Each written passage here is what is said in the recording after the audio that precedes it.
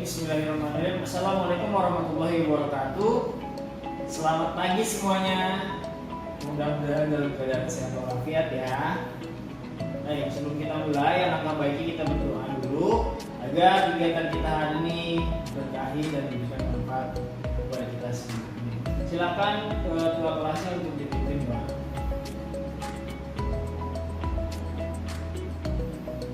Alhamdulillah. Oke, setelah kita berdoa, Bapak akan mengecek dulu absensi kalian. Apakah ada yang tidak hadir hari ini? Masuk semua. Alhamdulillah. Oh, ada yang sakit. Siapa? Alfian. Baik, kita doakan mudah-mudahan Alfian segera diberikan kesehatan oleh Allah Subhanahu wa taala dan segera bergabung belajar bersama kita semua. Sebelum masuk ke inti pembelajaran, Bapak mau tanya dulu nih. Ada yang masih ingat nggak materi pelajaran minggu lalu? Ayo, ada yang bisa jawab? Ya, betul. Materi pelajaran minggu lalu adalah tentang computational thinking, ya, atau berpikir komputasi. Apa itu berpikir komputasi? Ada yang bisa jawab? Ayo, ada yang masih ingat nggak? Ya, berpikir komputasi adalah sebuah metode untuk berpikir dalam menyelesaikan masalah-masalah dengan teknik ilmu komputer, ya. Ya, jadi ketika kita menggunakan metode computational thinking, ya, kita dapat menyelesaikan masalah secara sistematis dan terstruktur. Ada yang masih ingat nggak 4 kunci pendekatan metode computational thinking? Siapa hari ini masih ingat? Ya, silakan Andi. Oh iya, betul. Yang pertama adalah decomposition atau dekomposisi. Yang kedua adalah ya, pengenalan pola. Dan yang ketiga, apa itu yang ketiga? Ya, yang ketiga adalah abstraction dan yang terakhir adalah algoritma atau algoritma ya dalam bahasa Inggris ya. Dalam kesempatan kali ini kita akan mempelajari tentang decomposition atau dekomposisi ya. Pengertian yang sudah kita bahas kemarin, dekomposisi adalah pemecahan masalah menjadi bagian-bagian kecil sehingga kita dapat dengan mudah menganalisa dan menemukan solusi dalam permasalahan tersebut. Baik ya. Dalam pertemuan kali ini Bapak akan memberikan beberapa contoh cara dekomposisi ya, kemudian kalian akan Bapak berikan tugas juga per kelompok yang mudah-mudahan dapat diselesaikan dengan cepat. Baik ya. Nah, di sini ada sebuah persoalan atau masalah di mana kalian misalkan harus mengerjakan membuat sebuah nasi goreng. Nah, bagaimana ini memecahkannya? Bagaimana cara membuatnya? Terdiri dari apa saja sih nasi goreng itu? Kita dekomposisi atau kita pecahkan menjadi bagian-bagian kecil dulu biar masalah kita dapat solusinya dan dapat diselesaikan. Ya, di sini sudah kita pecahkan menjadi 3 kategori ya. Ternyata nasi goreng itu terdiri dari bumbu, sayuran, dan bahan utama ya. Kemudian dari 3 kategori tersebut kita perjelas lagi, kita sebutkan lagi. Pertama adalah bumbu terdiri dari bawang putih, garam, kecap, saus, tomat, dan cabai ya. Kemudian kategori kedua yaitu sayuran.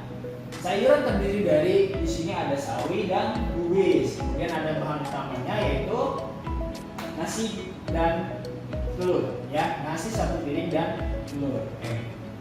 Itu adalah sebuah contoh dari teknik dekomposisi. Jadi kita bisa mengetahui nasi goreng ini terbentuk dari bahan apa saja sih ya, sehingga menjadi sebuah nasi goreng. Itu salah satu contohnya ya.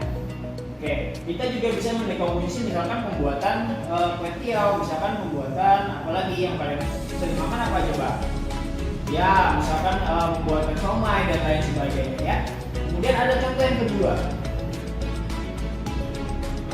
Oke, dekomposisi tidak hanya terbatas dalam pemecahan masalah suatu pembuatan makanan atau pembuatan produk ya, tapi juga permasalahan yang ada di sekitar kita. Contoh di sini adalah misalnya kita memiliki sepeda, permasalahannya adalah ketika sepeda dikendarai terdengar bunyi tak tak tak ya. Ketika kita kendarai semakin cepat, bunyinya juga semakin keras dan semakin cepat. Kemudian bagaimana teknik dekomposisi dapat diselesaikan dengan memecah menjadi bagian-bagian berikut ya. Misalnya pertama yaitu bagaimana dari sepeda yang bergerak dan menjadi sumber bunyi. Karena sepeda itu terdiri dari banyak bagian ya, ada roda depan, roda belakang, ada rangka dan sebagainya ya. Jadi kita tentukan dulu bagaimana sih yang bunyi. Ya. Ternyata setelah kita diperdengarkan bagian belakang, ternyata pada bagian belakang sepeda itu terdapat ada rodanya, jadi dan sebagainya ya. Kemudian bagaimana cara memeriksa bunyi dan menentukan dari sumber bunyi tersebut ya. Tentunya kita akan mendengarkan lebih dekat kepada sumber bunyi tersebut dan mencarinya ya. Ternyata setelah dicari sumber bunyi tersebut pada bagian gear, misalkan ya ada pada bagian gearnya yang dekat rantai. Nah, itu sudah semakin mengerucut tuh, sudah semakin jelas permasalahannya. Dan apa sih yang penyebab dari bunyi tak-tak tersebut pada bagian tadi?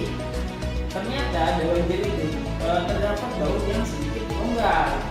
Itu kita sudah tahu tuh, sudah mengerucut. Jadi kita sudah langsung melihat dan mendengar bahwa itulah bagian yang menjadi kerusakan ya. Kemudian bagaimana cara melakukan perbaikan?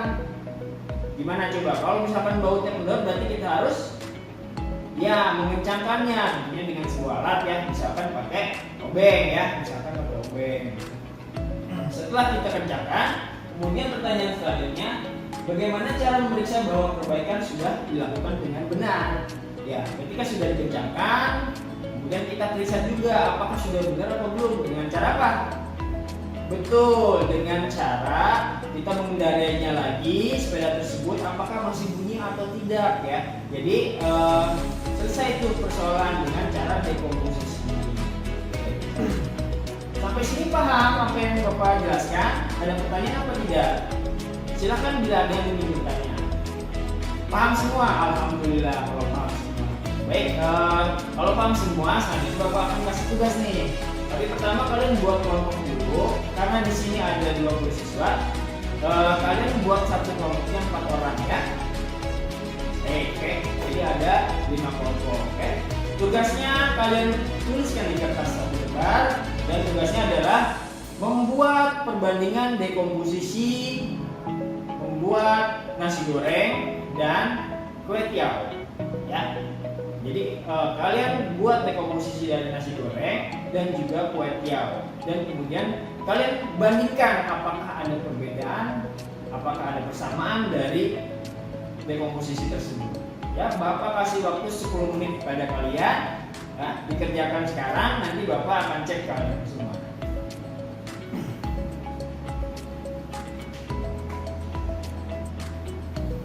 Baik, waktunya sudah habis ya, 10 menit. Sudah selesai semua? Sudah, alhamdulillah. Tadi Bapak juga sudah cek beberapa ada yang sudah selesai dengan baik ya. Ada beberapa kelompok juga yang belum selesai ya. Untuk yang hasil yang terbaik yaitu kelompok 3. Kita tepuk tangan untuk kelompok 3. Ya, kelompok 3. Kenapa Bapak memilih kelompok 3? Karena kelompok 3 menjelaskan secara detail ya kebutuhannya apa saja, kelengkapannya apa saja. Jadi kelompok 3 adalah terbaik. Dan untuk yang kelompok lainnya yang belum maksimalkan, ya saya harap nanti kedepannya kalian dapat lebih giat dan lebih memahami dari pelajaran tersebut. Sebelum Bapak tutup, ada yang tahu kesimpulan dari kegiatan kita hari ini? Apa manfaat dari dekomposisi?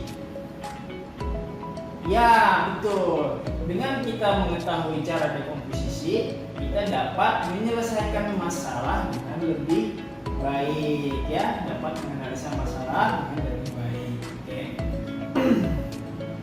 Mungkin sekian ya dari Bapak, mudah-mudahan semoga bermanfaat untuk kita semua. Minggu depan kita ketemu lagi tentunya dengan pembahasan selanjutnya yaitu pattern recognition. Terima kasih. Assalamualaikum warahmatullahi wabarakatuh.